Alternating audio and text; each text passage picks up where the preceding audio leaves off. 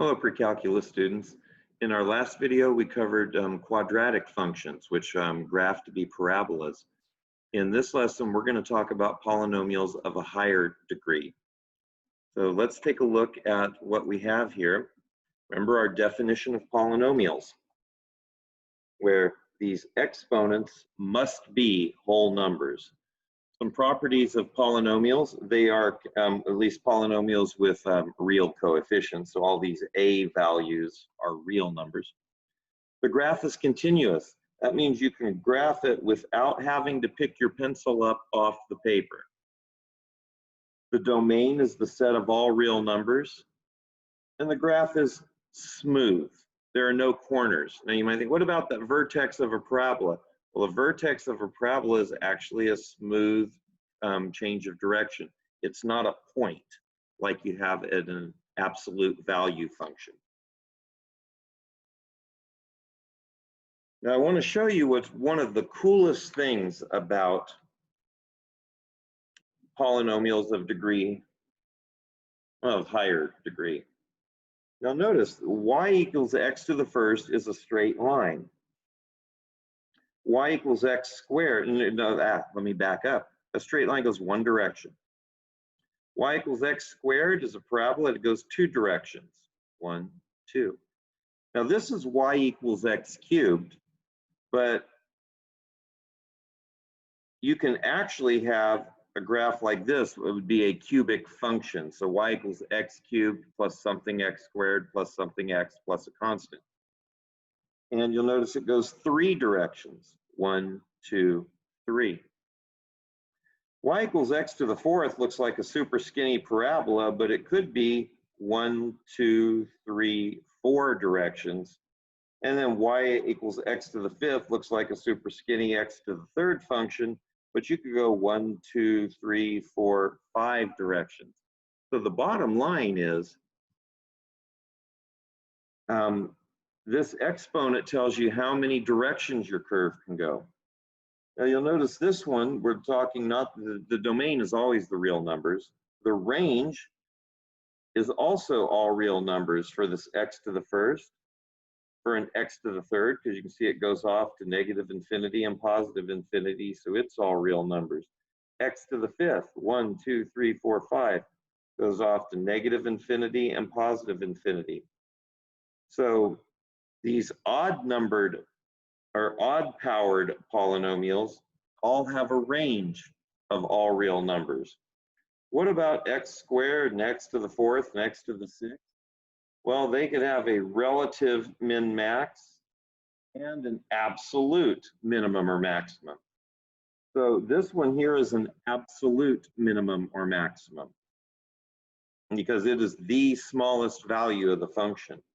This one here, these two are relative minimums, and this one looks to be a little bit lower than this one. So this is also an absolute minimum. And then here we have a relative maximum. And since these go off to infinity, there is no absolute maximum.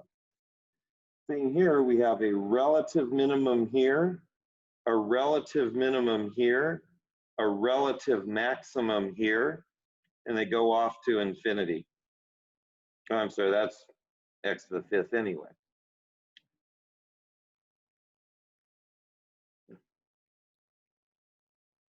Now on page 126 of your text is the leading coefficient test.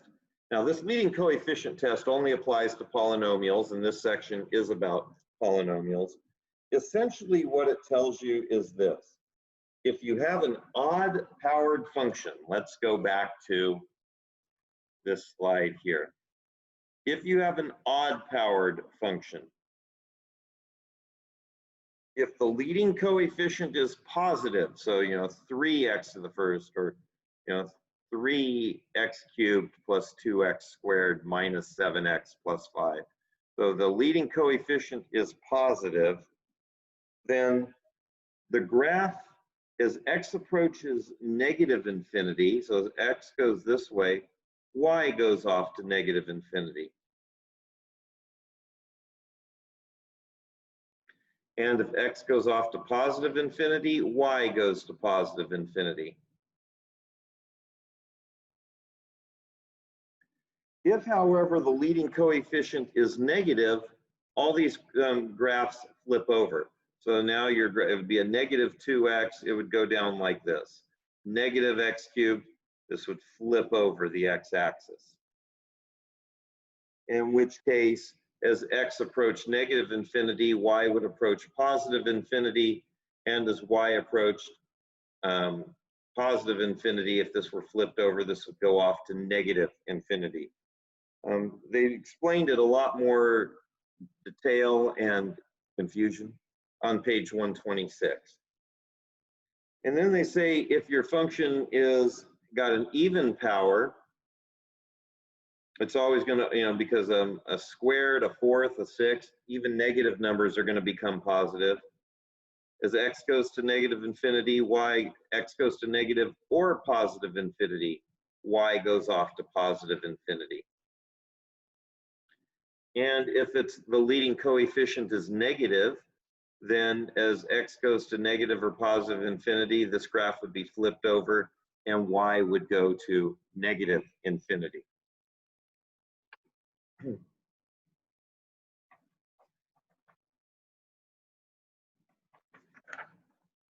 So when we're looking at the leading coefficient test, we want to know what is the end behavior of our function. In other words, what is the graph doing as x is going to negative infinity and x is going to positive infinity. So the two ends of the graph. What you'll figure out here is that for a polynomial, x is either going to let's try this again. If x is going to plus or minus infinity, y is either going to positive or negative infinity with a polynomial. And you can see that in these graphs. No matter what, y is either going to negative infinity or positive infinity. Here it's going, both of them are going up, both sides are going to positive. Here, negative infinity, positive infinity. So we're asking about end behavior. What happens is x gets either super small or super big.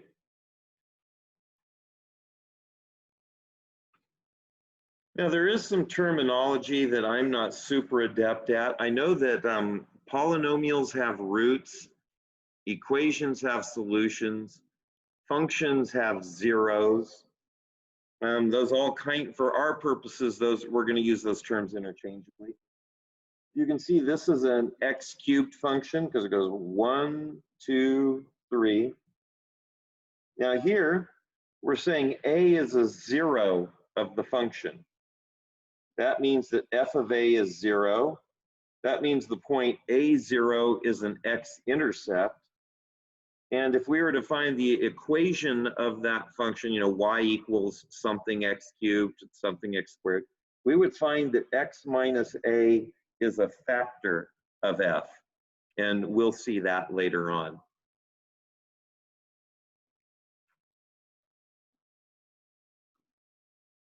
Here's a cube, or here are two cubics. This cubic has 3 real roots. 1, 2, 3 changes of, or 3 directions, and it crosses the x-axis in these 3 points. So all 3 of these roots are real. Here, though, we call this a double root, because imagine if we kept lifting this curve up higher and higher and higher, these 2 x-intercepts would start getting closer and closer together until both of them would be at this point. You've lifted this curve up, these 2 x-intercepts become 1. So this is a double root. So it still has 3 roots, 3 real roots, just there's 1 here and a double root here. So both of these roots are the same number.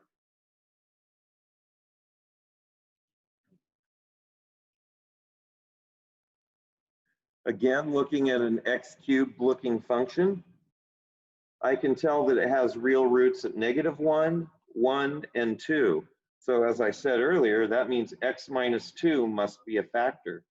X minus 1 must be a factor. X minus -1 or x plus 1 must be a factor. And if you multiply these all out, you get this function. So that's the graph. But there could be an a. What if this was a 5 in front? So you'd multiply each of these terms by 5. Well, it would still have the same zeros. What would happen is it would just go up a lot higher up here, curve around, go a lot lower down here, and then it would go back up. So there are an infinite number of functions that have these 3 roots, but they can all have just that a value factored out. So this is the simplest polynomial that has these. It's the simplest 3rd degree polynomial that has these 3 roots.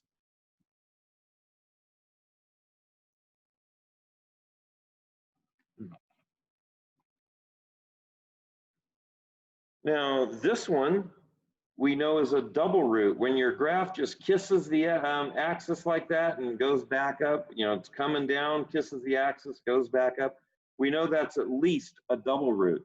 Could be a 4th root or a 6th root, but the double root there. So there's our x minus -1, and here's our x minus 1, and there got to be at least 2 of them. So this is the simplest polynomial that has this as a root and this as a double root. And of course, you could have an a value there.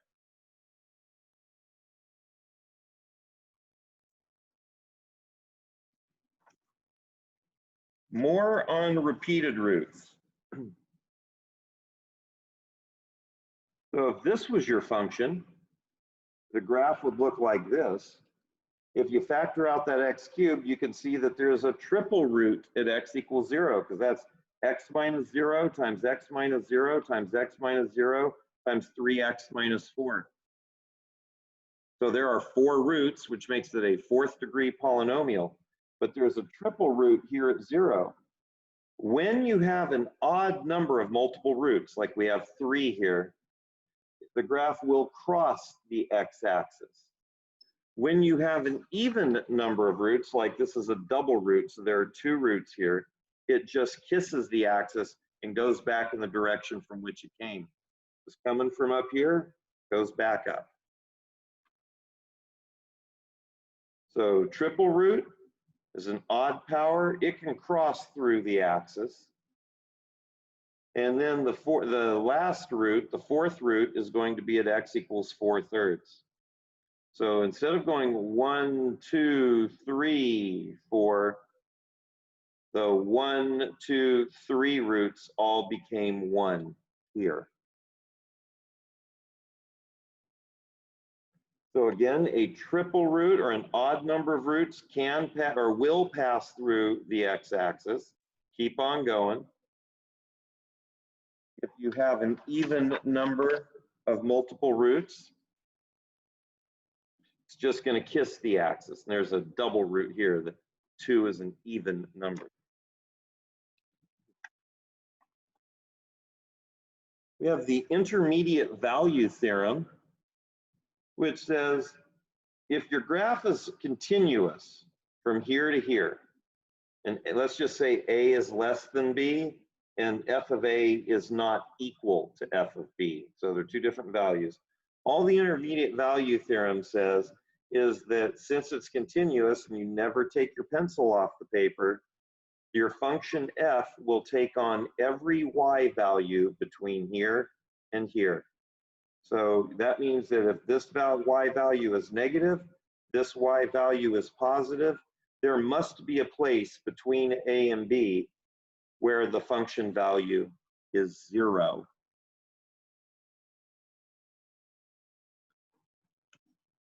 Now here is a 7th degree polynomial. Don't write this down.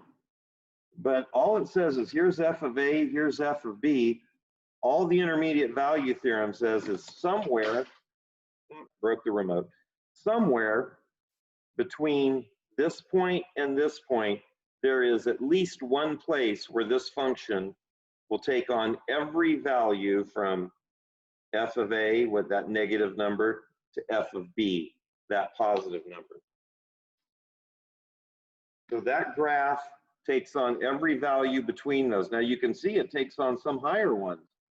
Here it's above f of b, and here it's below f of a, but there are places on this graph where you can pick any y value you want between f of a and f of b, those two y values, and there is at least one place on the graph where the function value equals that number. So if you say, this is the number 1, yep, there are places, here's a whole bunch of places where y equals 1, and 1 is between f of a and f of b. Polynomials can be written in factored form. So if these are your roots, well, you can write the polynomial in factored form as some constant times x minus 1 root times x minus another times x minus another. And that makes sense, because if x equals r1, if we say r1 is a root and x equals that, you get 0 here.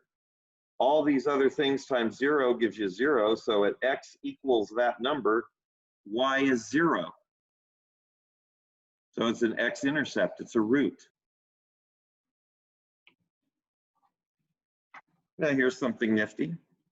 If your polynomial has real coefficients, and we're almost always going to be dealing with real coefficients, if your polynomial has any imaginary roots, they will always, always, always occur in complex conjugate pairs. And recall that complex conjugates are the form a plus bi and a minus bi. And here's what we mean by that. So here's a third degree polynomial. It's a third degree polynomial. It must have 3 roots. And you see it, 1, 2, 3 directions. It must have 3 roots, but only one of them's real. So let's say that this is the equation. Well, your roots here are x plus 1, because that's x minus negative 1. You'll notice that x squared plus 9 will never be 0. But if you set that equal to 0 and solve, you get 0 plus 3i and 0 minus 3i. Those are complex conjugate pairs.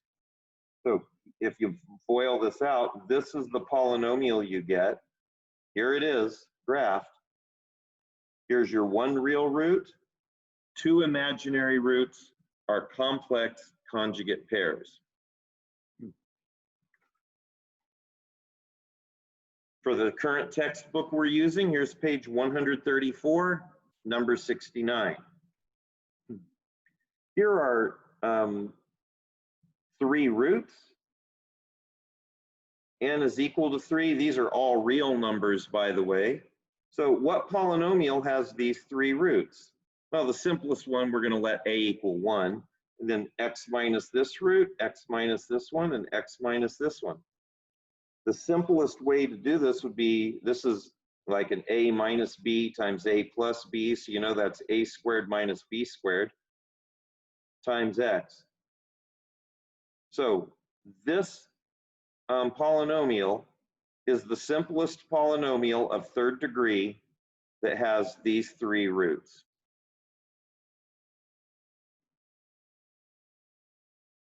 Now I'm going to show you a harder way and an easier way. So roots, zeros, or x-intercepts. The polynomial has this root, this one, and this one.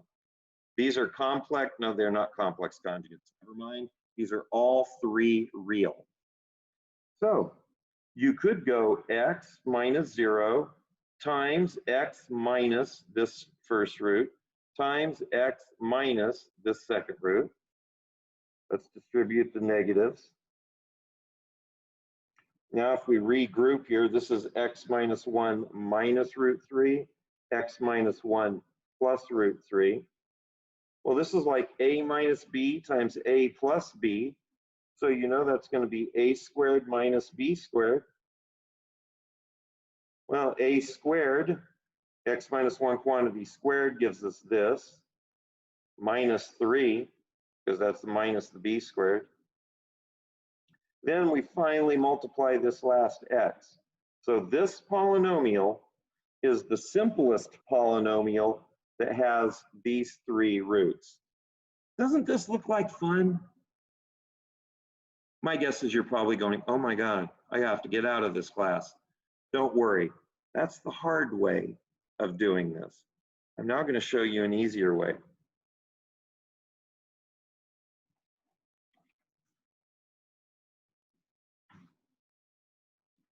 Now this works just for quadratics, but you'll find that this will work for, we can find ways to make it work for higher order functions as well.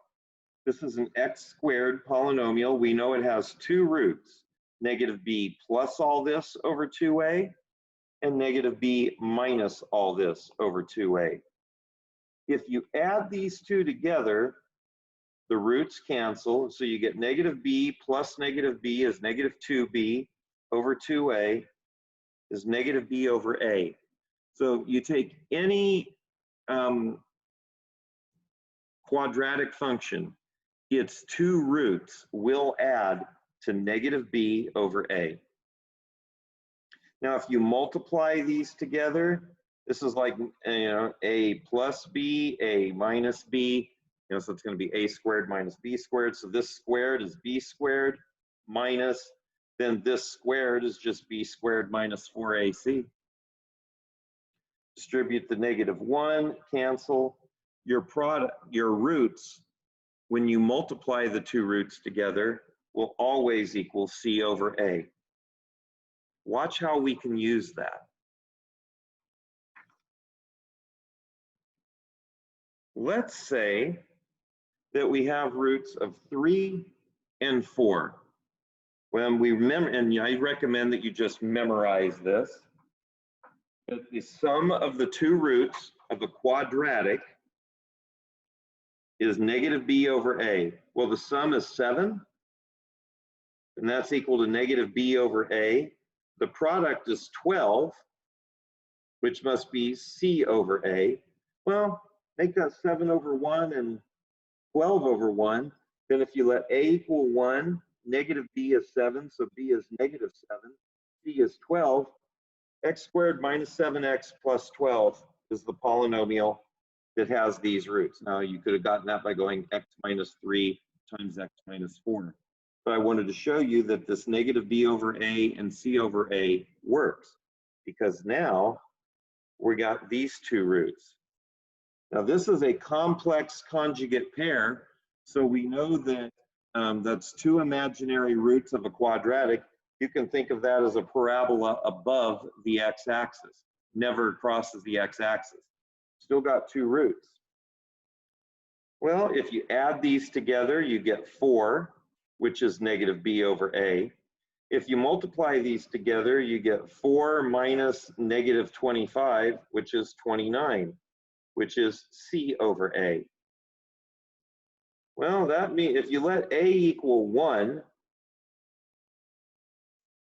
for both of these, then b would equal negative 4, c equals positive 29.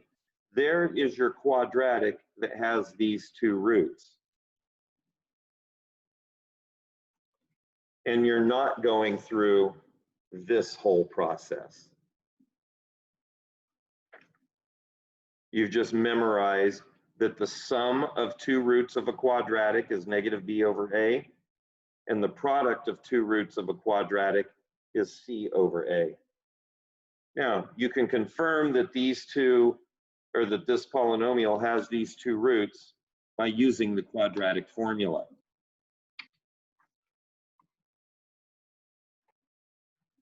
On page 135 of our current textbook, problem 98.